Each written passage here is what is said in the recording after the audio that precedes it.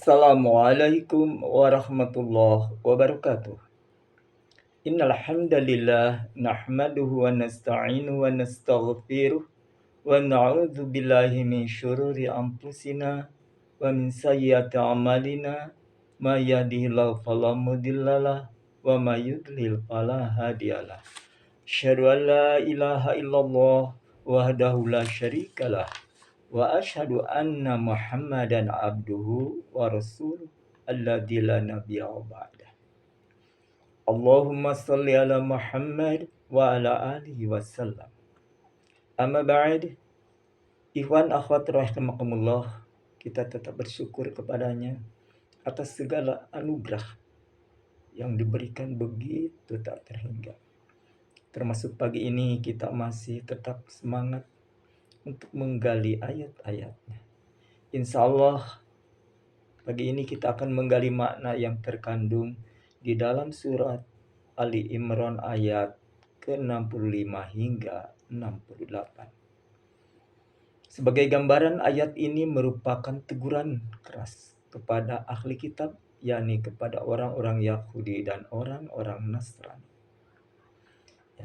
bahwa mereka saling bantah-membantah tentang Nabi Ibrahim alaihissalam.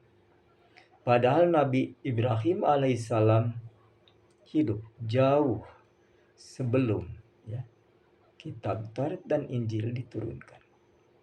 Mereka mengklaim bahwa Nabi Ibrahim alaihissalam adalah termasuk golongan mereka. Kata orang-orang Yahudi, Ibrahim itu adalah bagian atau golongan dari kami. Begitu juga kata orang Nasrani, mengakui Nabi Ibrahim adalah golongannya.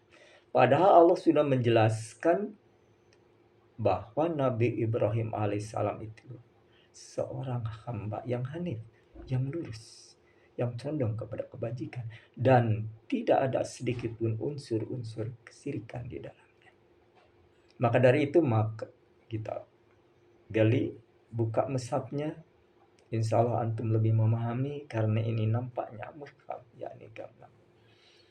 A'udzu billahi minasyaitonir rajim.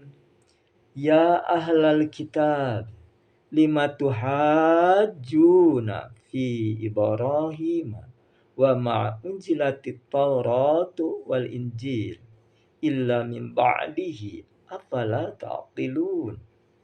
Ha antum haula yahajatu fima lakum bihi ilm falima tuhajjuna fima laisa lakum bihi ilm wallahu ya'lamu wa antum la ta'lamun.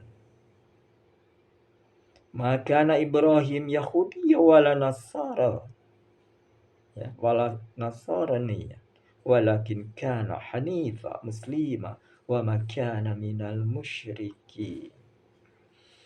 Adapun terjemahannya, ya ahlal kitab, wahai ahli kitab, lima tuhajjuna, mengapa kalian berbantah-bantah di Ibrahim tentang Ibrahim, wa ma unzilatit Taurat wal Injil, padahal Taurat diturunkan, juga Injil sudah diturunkan jauh sebelum, illa min ba'dihi, setelah dia Ibrahim.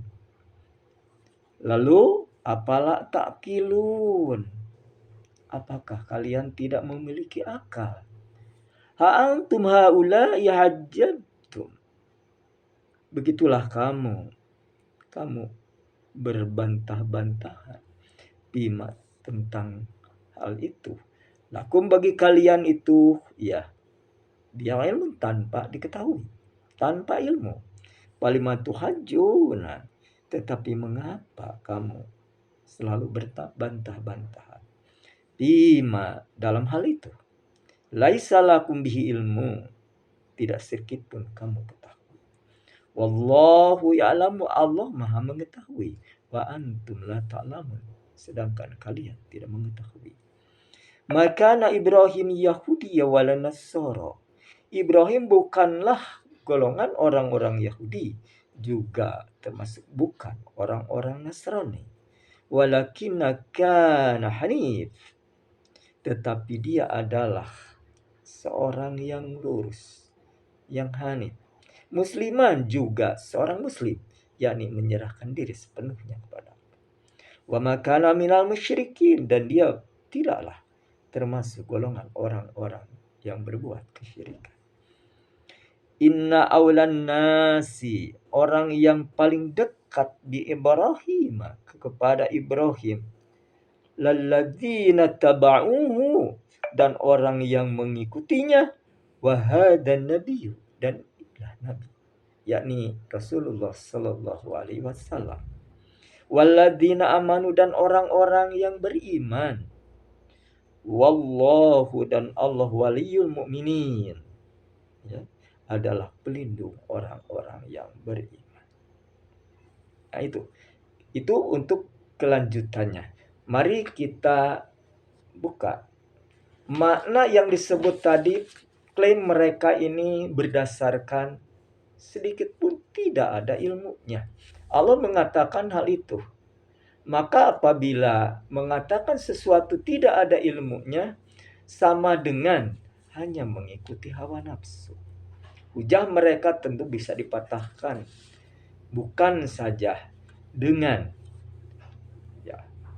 syariat atau Quran dan hadis. Secara logika saja, mereka lahir jauh, ya, Taurat dan Injil diturunkan. Nah, dari mana mereka mengklaim seperti itu? Tentu ada harapan yang besar, ingin sekali bahwa Ibrahim karena dikenal hamba yang soleh, yang lurus, ya, lepas dari kemusyrikan, tapi mereka mengklaim karena mereka ingin bersih suci seperti Ibrahim. Nah, maka mereka mengklaim bahwa ajarannya mengikuti Ibrahim. Padahal jauh sekali. Mereka menganggap, ya, diri suci, padahal yang dilakukan jauh dari kesucian. Orang-orang Yahudi termasuk orang yang berbuat syirik, yakni orang musyrik juga. Kenapa? Ya, mengakui bahwa Uzair itu anak Allah. Sementara orang-orang Nasrani mengakui bahwa Isa itu anak Allah. Suci dari mana? Sedangkan Nabi Ibrahim berlepas dari semua itu. Dan Allah juga sudah mengetahui hal itu. Bahwa Nabi Ibrahim seorang yang hanif, tidak termasuk orang-orang yang berbuat kesyirikan. Sebagai gambaran ibrah bagi kita tentu, jika kita berdebat tentang syariat, orang yang berilmu dan orang tidak memiliki ilmu tentang syariat, tentu akan terjadi hal-hal yang tidak akan ada titik temu. Maka mereka tentu jadi nafsi-nafsi. Walaupun bagaimana, sudah nampak, ya, di berbagai negeri termasuk di negeri ini. Orang-orang yang tidak memiliki ilmu tentang syariat pasti mengatakan sesuatu hal-hal yang kadang-kadang, ya, berseberangan jauh dengan syariat itu. Jangan jauh-jauh. Apapun yang dilakukan, yang diucapkan mereka ini tidak mengikuti syariat. Di dalam nas sudah dijelaskan yang haram tetap haram, yang halal sudah jelas, yang subhat sudah tahu. Jika menerapkan hal itu, tentu itulah terhormat bagi dirinya, juga mengagungkan agamanya. Tapi jika melepaskan, membiaskan kata-kata yang haram, yang sudah ada nas di ayat-ayat suci Al-Quran dan sunnah Rasul, jelas mereka ini menyimpang. Semacam korupsi dikatakan jika prosedurnya, ya, benar, itu tidak jadi masalah. Ini ucapan yang memang buruk, bukan keluar dari seorang panutan ulama yang baik, yang menjadikan acuan bagi umatnya. Begitu juga ketika mengatakan tentang hari-hari yang kemarin kita lewati, kurban. Jika diambil dari hal-hal di luar diri sendiri yang dimiliki, entah itu hasil curang apalagi, ya, sudah jelas hak orang banyak, kemudian dikurbankan atas nama diri dengan asumsi aku membantu mereka, aku juga paling terbaik di antara mereka, bahwa aku mengorbankan sekian banyak. Padahal yang didapat dari mana? Kurban maknanya tentu ya dari korban untuk mendekatkan diri kepada Allah. Sembelihan itu satu media, satu cara untuk mendekatkan diri kepada Allah. Di hari-hari biasa tentu mendekatkan diri kepada Allah ya selain melakukan kewajiban yang sudah biasa yang difardukan, tentu ada yang disunahkan, yakni seperti salat nawafil, ya salat sunnah yang sudah antum biasa lakukan, juga tentu saum Senin Kamis, saum Daud, saum amal ya, saum pertengahan bulan, dan tentu kebaikan-kebajikan yang sudah ada nasnya. Termasuk kurban ini juga ya diwajibkan tentu bagi orang yang sudah memiliki ya, kemampuan. Jika tidak, tentu tidak memiliki nilai tentang ada sanksi berat, tidak. Tapi sanksi berat bagi orang yang sudah mampu untuk berkurban, mendekatkan diri kepada Allah dengan media menyembelih hewan. Tentu ada ancaman dari Rasul, bahkan jangan dekat-dekat ke tempat salat. Ini, jadi kurban ini betul-betul harus murni bersih, hasil jerih payah dirinya. Bisa juga dikasih orang, karena itu anugerah dari Allah ya, diberikan kepada seorang, tangannya itu rezekinya bagi orang yang diberi.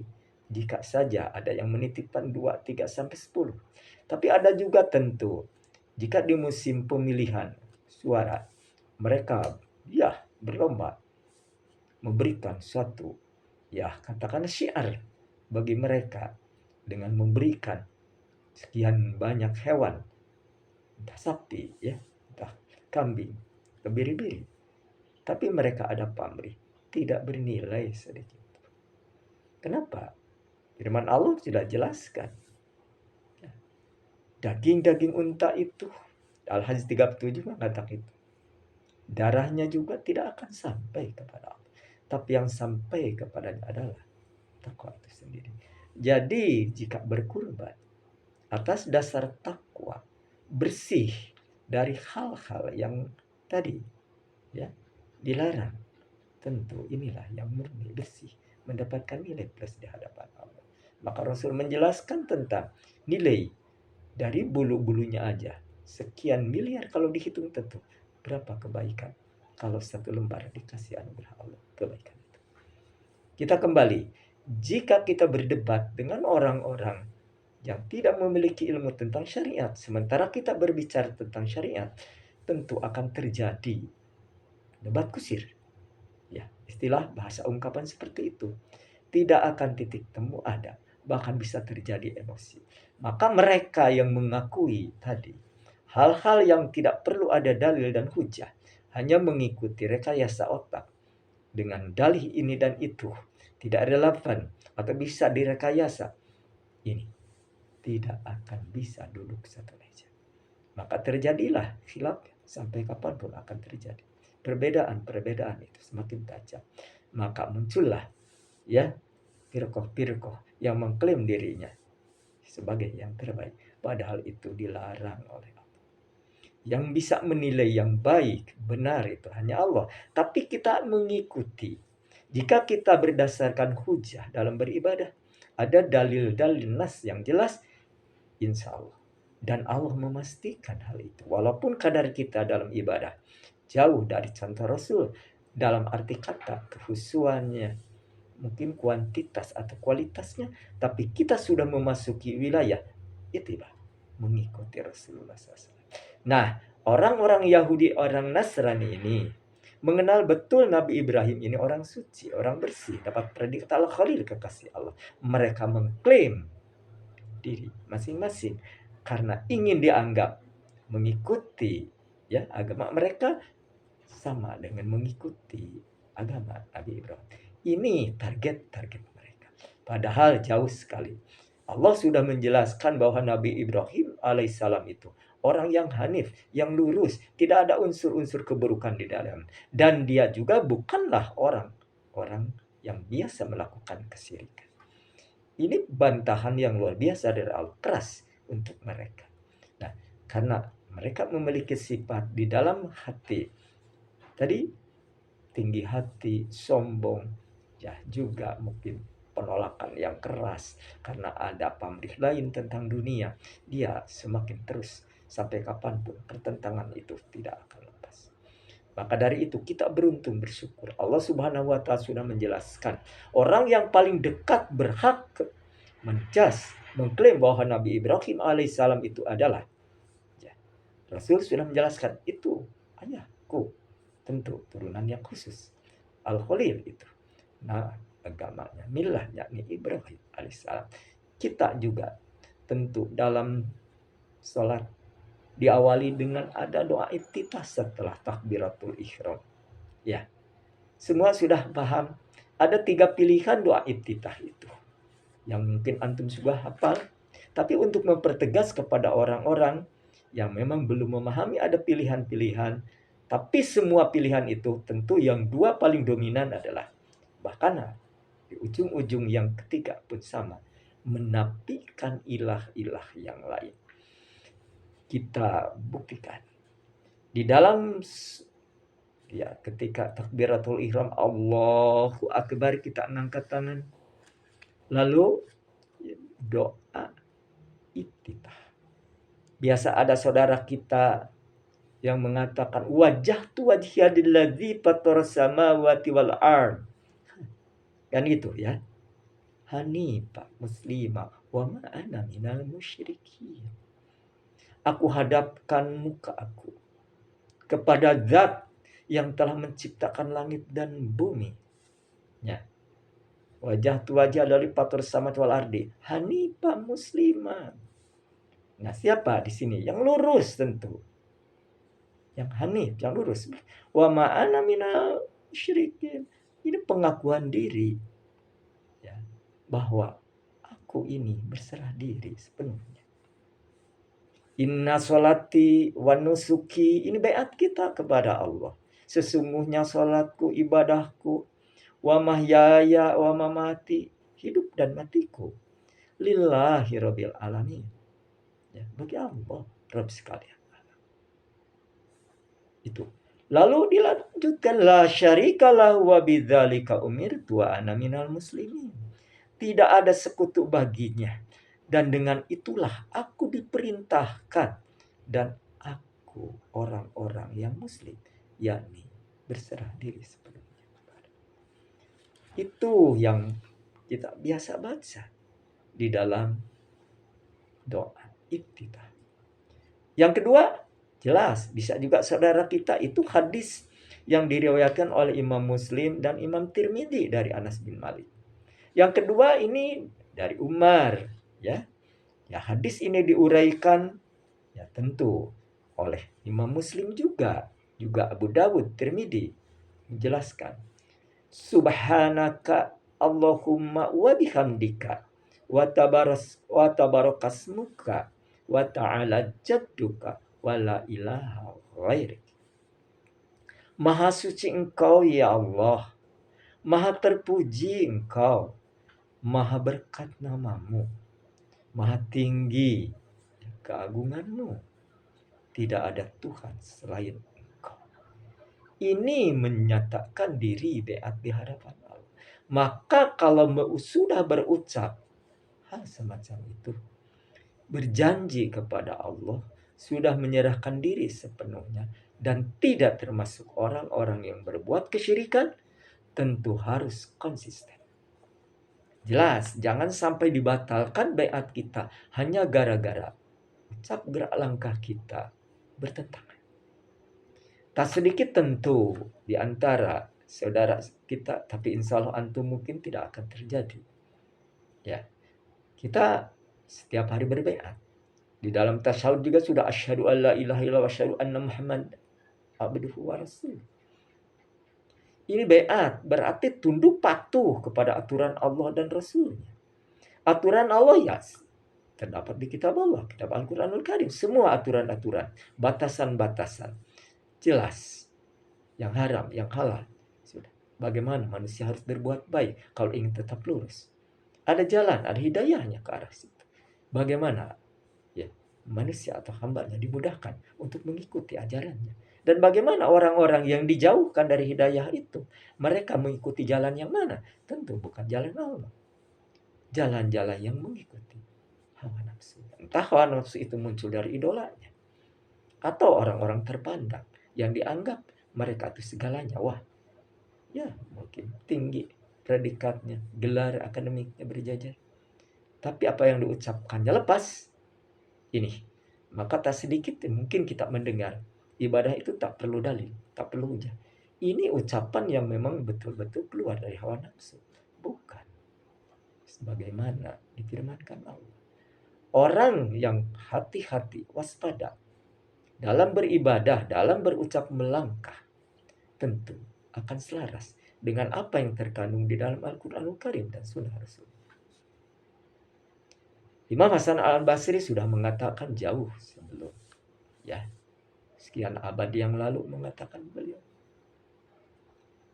membaca Al-Quran bukan hanya sebatas menghafal huruf-hurufnya, sementara batasan-batasannya tidak dikenali. Maka tak sedikit orang-orang yang mengatakan, aku sudah tamat khatam Al-Quran sekian, mungkin puluh atau kali tamat, tapi tak sedikit pun disandang dalam dirinya akhlak Al-Quran. Ini menjelaskan bahwa akhlak Al-Quran itu meliputi ucap, tingkah laku, terutama akidah dan ibadah. Nah, maka Siti Aisyah radhiyallahu anha pernah ditanya oleh para sahabatnya setelah Rasulullah SAW wafat. Para sahabat bertanya, ya Ummahatul Mukminin, apa yang kau kagumi dari Rasulullah SAW? Sebelum menjawab, Siti Aisyah tentu menitikkan air mata. Di situ ada kesedihan, ada kebanggaan tentu kalau kita nampak. Apa yang bisa? Subhanallah, semua aku kagumi. Ku kagumi semua. Karena akhlak beliau adalah Al-Quran. Jadi jelas, ini memperlihatkan, menunjukkan kepada kita. Jika akhlak Al-Quran, tidak akan muncul statement-statement yang merubah nas. Jelas, sebagaimana mungkin negeri ini. Kita mendengar ada nas, hujah yang sudah jelas. Mereka biaskan yang haram jadi halal. Ini auzubillah min dzalik. Nah, jadi kembali kepada tadi. Nabi Ibrahim seorang yang lurus, mengajarkan berbagai kehidupan yang sejati, yang suci, bersih, dan berlepas dari orang-orang yang berbuat kesyirikan.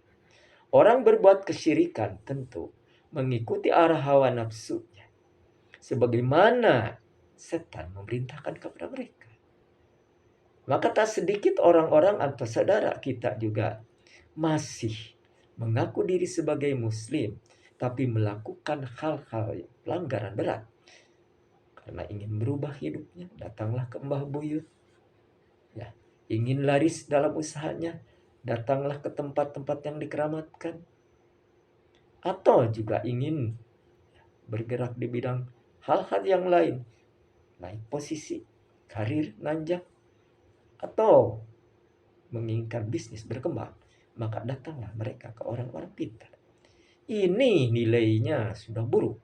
Walaupun dia sholat, walaupun dia ngaji, tapi kosong kajiannya itu. Tidak menjadikan kontrol, rem bagi ucap gerak langkahnya. Maka orang semacam itu, ini yang rugi, yang disebutkan di dalam ayat Al-Quran. Allah tidak mengampuni doa orang yang berbuat syirik. Karena mereka tidak merasa itu syirik. Orang yang tidak merasa berbuat syirik tentu enjoy aja sampai kapan. Kenapa? Ilmu tidak ada di dalam. Diingatkan orang mendebat dengan ucapan hawa nafsu. Nah, ini kenapa? Hidayah tidak turun. Hidayah dijemput seharusnya, bukan ditunggu. Dijemput. Kenapa menjemput hidayah? Allah tidak sekonyong-konyong memberi hidayah petunjuk yang jelas. Jika tumbuh rasa mau di hati untuk menjemput. Mana ayat yang menjelaskan tentang hal itu? Ketika Rasulullah Shallallahu Alaihi Wasallam ada di hadapan Abu Thalib sebagai paman yang dikasihani, dicintai, disayangi, karena beliaulah orang yang mendukung, melindungi Ya, bahkan hartanya pun dibiarkan atau diberikan untuk dakwah Rasulullah SAW. Tapi ketika beliau wafat di ujung hayatnya, ya, ketika dia terbaring, kalau bahasa kita ya di tempat tidur, Rasulullah SAW ada di pinggirnya atau di sisinya. Tapi tak jauh juga di antara kepalanya Abu Talib ada dua pembesar Quraisy yang musyrik, yaitu Abu Talib dengan yang Rasulullah sudah mengatakan, wahai paman, ucapkanlah kalimat la ilaha illallah dan lanjut mungkin Muhammad Rasul, biar aku nanti jadi hujah di hadapan Allah untuk membela engkau. Tapi Abu Jahal tentu dengan mengatakan sinisnya juga, apakah engkau Abu Talib akan ya melemahkan, melecehkan agama orang tuamu? Di situ tentu Abu Talib melirik kesana kemari untuk mendengar itu. Tapi takdir Allah tentu jatuh kepada agama Abdul Muthalib tadi yang sebut ada kesyirikan di dalam. Maka menangislah Rasulullah SAW. Maka turunlah di dalam surat Al-Qasas ayat 56 itu. Innaka lataqdi man ahbabta walakin man yaqdi liman yasha wa huwa alamu bil muhtadin. Muhammad, ya, dijelaskan di situ. Kamu tidak akan bisa memberi hidayah kepada orang yang kau cintai. Tapi Allah lah yang memberikan petunjuk, hidayah itu. Tapi Allah Maha tahu bagi orang-orang yang mau menerima petunjuk. Jadi petunjuk atau hidayah dari Allah untuk tetap lurus, berpijak di atas syariatnya, tak goyah dengan berbagai asumsi, berbagai pengaruh, berbagai iming-iming. Dia tetap istiqomah. Ada rasa mau. Kalau seseorang sudah kehilangan rasa mau di dalam dirinya, jangankan untuk menempuh, ya, mendapatkan ilmu. Ya tentu. Untuk mendapatkan pekerjaan saja, jika rasa maunya sudah hilang, malas, tak mungkin terjadi, dia dapatkan. Ini membuktikan rasa mau sebagai sarana untuk menjemput hidayah itu. Mau kemana? Mau menyingsingkan ya apa yang disebut alangan. Kalau dingin dia tepiskan, kalau panas juga mungkin dia uraikan. Ya, kenapa? Ada rasa mau. Seperti tak jauh berbeda ketika kita menginginkan atau pasangan dulu ketika muda mau bertemu sang kekasih, tidak tahu hujan panas apapun, bahkan menyeberang lautan pun kalau bisa. Kenapa? Ada rasa mau, ingin di dalamnya. Maka dari itu tentu rasa mau itu pelihara. Apalagi kita mampu memupus di hati rasa enggan, membuang rasa malas, ya, melenyapkan kantuk. Untuk apa? Hadir setiap pagi. Ini rasa mau untuk menjemput ilmu. Pada gilirannya hidayah Allah akan turun. Hidayah kan semua tahu, sudah dikasih Allah hidayah itu. Jauh, ya, sebelum kita dewasa. Ketika lahir, pasti setiap bayi termasuk antum kita juga sama, menangis ketika lahir. Apa? Bisa terjadi nangisnya itu, ya, ingin segera merasakan beradaptasi dengan lingkungannya. Seorang ibu yang sensitif, responsif, tentu bisa segera menyelimutinya atau memberikan tetenya untuk menyusui. Karena itu tentu dia. Itu hidayah. Yang betul-betul hidayah tuh. Begitu juga setelah dewasa tentu semua organ tubuhnya menjadi petunjuk bagi dirinya. Ya, kalau menginginkan sesuatu dengan gerak tangannya menunjuk itu. Mata juga sudah melihat sebagai itulah yang aku inginkan. Bisa terjadi. Ucapannya apa lagi? Itu hidayah. Ya. Awas panca indera. Dia mendengar sesuatu, pujian, mungkin bagi anak biasa tersenyum. Kalau mendengar tentu kemarahan dia juga akan merengek. Itu hidayah bagi Allah. Sama, hewan begitu lahir kadang-kadang langsung menyusui. Bisa berlari. Itu hidayah bagi binatang. Tak jauh berbeda hidayah itu dikasih. Instingnya, ya dia lari ke sana kalau lapar, menyusui sana. Tapi ada perbedaan antara hewan dan manusia tentu. Hidayah mana? Akli. Hidayah akal.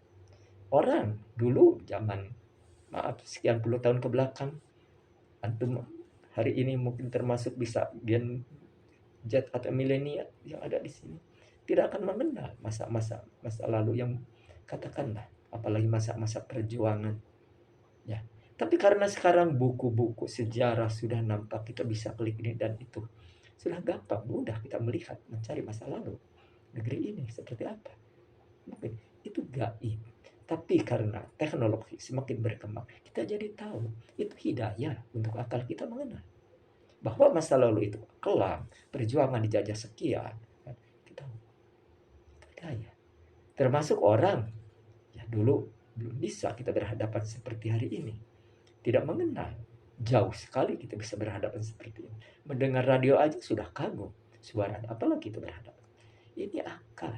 Diberdayakan. Begitu. Ilmu Allah luasnya. Mereka harus sadar ini Allah yang memberikan anugerah. Kreativitas semakin berkembang. Termasuk hari ini. Tentu. Berbagai kemudahan. Ya. Sesulit apapun sekarang tinggal nanya. Entah ke Mbah Google. Ke Neng Dola. Ya.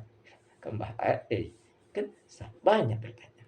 Termasuk jika mau, nah ini untuk klarifikasi, tabayun, apakah ilmu yang aku dapatkan hari ini lalu diterapkan dalam ibadah sesuai enggak nas, sesuai dengan Quran Sunnah, tidak gampang. Tapi kalau rasa mau hilang, ya hilang juga petunjuk itu. Ilmu itu akan kita tidak dapatkan. Beruntung kita dikasih zaman hidup seperti ini, dimudahkan. Dulu saya kalau menginginkan sesuatu, ya identik dengan klarifikasi apa benar nih hadis ini sahih, datang ke perpustakaan berjam-jam, bahkan karena kitabnya wah tebal, cari halamannya hampir susah, ya posisinya di mana, nomornya berapa. Kalau sekarang tinggal klik itu gampang, dimudahkan. Maka dari itu hidayah, petunjuk. Tapi hidayah yang terbaik di sisi Allah adalah sebagaimana diwajibkan. Talabul ilmi fardhatun ala kulli muslimin. Diwajibkan mencari ilmu. Apa? Hidayah dilala, yakni hidayah ilmu adanya di Al-Quran. Ini kalau muncul rasa mau untuk membedah, menggali mana yang terkena Al-Quran, jelas hidayah. Bahkan di ayat lain Allah akan memberi hidayah kepada orang yang sudah memberi hidayah. Atau sudah orang mendapatkan hidayah. Ya, jika seseorang sudah mendapatkan sesuatu, katakanlah dari ilmu yang didapatnya, pasti kreativitasnya berkembang.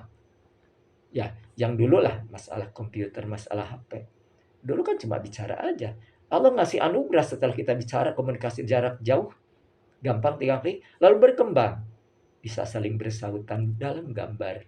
Kan seperti ini. Bisa juga komunikasi jarak jauh seperti ini. Ya, sama-sama dalam satu jamaah. Ini perkembangan al-qas hidayah itu bertambah terus. Termasuk kita. Jika kita mau menelusuri, mengkaji mana terkandung Al-Quran dan Sunnah, Allah memberi hidayah tentu kepada kita. Yang lain selain hidayah yang sudah ditakdirkan Allah diberikan kepada kita. Keluasan akan terjadi, akan mendapatkan. Waduh, alhamdulillah dulu bapak ketemu nih. Alhamdulillah sekarang sudah membaca ini. Waduh, saya lakukan ini dulu, ternyata ini haram. Ternyata ini subhat. Bisa begitu. Ini hidayah terus bertambah. Beruntung. Ada rasa mau di hati untuk selalu hadir. Atau juga meluangkan waktu, itu yang terbaik. Di sini sifatnya kan sesaat. Terbatas waktu. Memiliki aktivitas berbeda. Ada yang harus agak pagi berangkat ke kantor, ada juga yang mungkin mau keluar kota.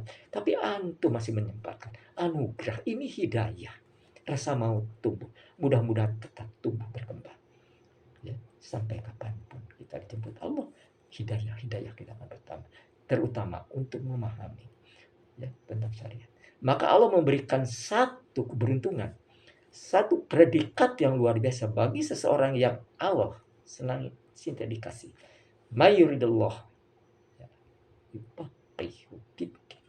Jika Allah berkehendak, ada keinginan, ada rasa mau di situ, Allah memberikan satu kebaikan nilainya tertinggi, yaitu Allah memberi pemahaman tentang agamanya. Ini nilai yang harus kita capai. Ini nilai yang harus kita jemput dengan rasa mau. Nah itulah ikhwan rahimahullah. Nabi Ibrahim alaihissalam memiliki rasa mau yang tinggi untuk menemukan siapa Tuhan sebenarnya. Antum tahu perjalanan kisah Nabi Ibrahim alaihissalam mencari Tuhan yang mana ketika melihat bintang dia kagum mungkin ini. Tapi ternyata bintang lenyap. Nabi Ibrahim tidak mau. Masa Tuhan lenyap? Hilang. Begitu juga melihat matahari bulan. Ya, pada saat tertentu hilang atau lenyap, terbenam. Maka cara-cara itu rasa mau tumbuh terus. Ya, melangkah kemanapun tidak ada rasa capek. Ya, itu semangat terus kalau ada rasa mau itu. Ya, tapi perasaan yang nikmatnya itu setelah menemukan itu. Nabi Ibrahim alaihissalam sudah menemukan titik yang dicarinya, yakni Rabb-nya yang maha segalanya. Itulah, maka dicerminkan kepada kita bahwa harus memiliki semangat rasa mau seperti Nabi Ibrahim alaihissalam untuk mendapatkan sesuatu kebaikan yang purna. Ini kita beruntung dikasih Allah. Walaupun rasa mau kita tentu jauh kalau dibandingkan dengan para rasul, para nabi, tapi kita sudah mendapatkan beda dengan orang-orang yang di luar atau tetangga kita yang lain. Rasa mau itu pupuk siram. Dengan apa pupuk siramnya? Dengan semangat, kesadaran diri, dengan ikhlas, dengan sabar. Lalu syukur. Itu akan bertambah. Ilmu dari Allah, hidayah. Maka itu bukti suatu saat jika kita menyerahkan diri sepenuhnya kepada Allah, tidak ada hal lain. Jelas itu hidayah sudah purna dikasihkan kepada kita. Karena ujung target kita adalah tadi sujud, patuh, tetap sami'na wa ata'na sampai ajal kita tiba. Nah itulah ikhwan akhwat rahimahullah gambaran bahwa Nabi Ibrahim alaihissalam ya, orang yang hanif. Lalu Allah Subhanahu wa taala juga memerintahkan Rasulullah SAW dan umatnya mengikuti mau Nabi Ibrahim alaihissalam selalu dekat, selalu mengedepankan tugas seberat apapun selalu dia lakukan. Perintah apapun yang di luar akal sehat juga seperti untuk menyembelih Nabi Ismail alaihissalam. Apa? Mungkin orang tua seperti kita di saat diperintah seperti itu. Ya, tidak akan terjadi, tidak akan kuat menyembelih anak. Apalagi anak beranjak. Ya, lagi manis-manisnya lagi, ya, senang-senang melihat kita ditugaskan oleh Allah. Tapi Nabi Ibrahim juga tidak sembarangan komunikasi dengan apa menurut engkau ini mimpiku ini benar atau tidak. Anaknya juga bersambung di situ. Sama-sama memiliki satu kemauan. Untuk apa? Tetap sujud patuh kepada Allah. Inilah. Kalau engkau lakukan ayah, tentu engkau termasuk orang yang sabar. Berarti ada ilmu juga. Ilmu siapa? Didikan tentu dari Allah. Maka dari itu, mari kita sama-sama belajar mendidik diri, dekatkan diri kepada Allah dengan ilmu. Begitu juga anak-anak bekali dengan ilmu. Ilmu akidah yang paling pertama ya kuat, tanamkan di dirinya. Ya, ukirkan di hatinya, simpan di memorinya yang paling kuat. Bahwa Allah Rabb satu-satunya, tidak ada ilah lain. Nafikan segala ilah-ilah yang lain. Apalagi berbentuk togut, setan. Bisa berbentuk berhala, bisa berbentuk ya benda-benda yang diagung-agungkan. Seperti apa ya? Tentu keris, guci, apapun bentuknya, cincin yang dibesar-besarkan ada powernya. Hati-hati hal itu. Jangan merusak akidah kita. Apalagi datang ke tempat-tempat keramat, ya mencari pesugihan. Wah ini udah paling rugi. Ya, alhamdulillah. Mudah-mudahan kita terlindung dari hal demikian. Bagaimanapun kita belajar berusaha tetap lurus di jalan yang sudah tepat mengikuti syariat. Itulah jalan yang harus ditempuh oleh setiap muslim yang kafah, yang tunduk patuh kepada Allah dan Rasulnya. Hujah apapun keluar dari hawa nafsu, nafikan hal itu. Karena orang yang mengikuti hawa nafsu mentuhankan salah, ia pun berbuat kesyirikan. Mari kita beningkan hati, luluhkan hati dengan ilmu agar tetap tunduk kepada aturan-aturan yang sudah digariskan oleh Allah dan Rasulnya. Nah, dari itu tentu ya, di ujung pertemuan ini tetap kita sama-sama mengingatkan diri bahwa rasa mau itu harus tumbuh untuk berbagai kebaikan. Jangan sampai fluktuatif kalau bisa. Walaupun bagaimana manusia ada rintangan godaan untuk melakukan sesuatu, tapi mudah-mudahan Allah mampu melewati rintangan halangan untuk berbuat kebaikan itu. Apalagi kita untuk mendidik anak istri kita. Moga-moga Allah memudahkan. Disitulah akan terjadi perdebatan. Jika anak-anak kritis yang sudah ya di perguruan tinggi, istri kita juga seorang sarjana. Kalau kita mengedepankan satu persoalan dari ayat ini, perlu beruntung semua beningkan hati, ya. Lalu di sini juga harus betul-betul sama-sama hati terbuka mengingatkan antara satu dan yang lainnya bahwa yang kita diskusikan inilah firman Allah. Jangan sekali-kali ada di antara kita tentu makna yang lain yang lepas dari kebenaran itu. Jadi standarisasinya kita ibadah ya kepada Allah itu bukan baik dan bagus, tapi harus baik dan benar. Kebenaran itulah kemarin sudah diucapkan. Al-haqqu min rabbik fala takunna minal mumtarin. Kebenaran itu datang dari Rabb kalian. Jangan kau ragu sedikit pun. Maka lepaskan keraguan, was-was, ya, apalagi di dalam hati melalaikan. Jangan sekali-kali jauhkan dari kita. Jangan jadi orang yang termasuk orang pembangkang yang memiliki sifat seperti orang kafir. Diingatkan tidak diingatkan, tetap aja negeri orang sudah bilang. Jangan lenturkan hati. Apa yang disampaikan siapapun dia yang mengucapkan bicara tentang Al-Quran dan Sunnah, dengarkan. Dengarkan. Simpan. Kalau masuk ke hati kita. Kalau ada hal yang perlu dikoreksi, sampaikan dengan kata yang baik. Beningkan hati. Jangan merasa kita ada di golongan mana, bendera mana, atau atribut mana.